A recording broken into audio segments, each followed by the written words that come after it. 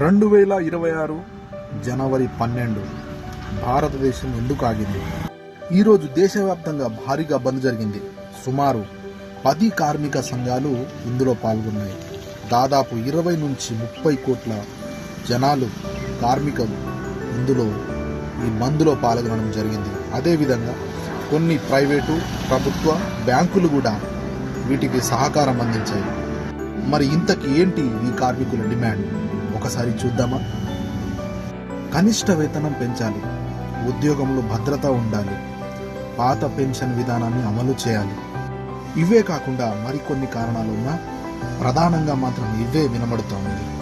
వీటితో పాటు ప్రైవేట్ బస్సులు, ఆర్టీసీ బస్సులు కొన్ని రాష్ట్రాల్లో సంపూర్ణంగా బంద్ జరిగినట్టు సమాచారం వస్తుంది.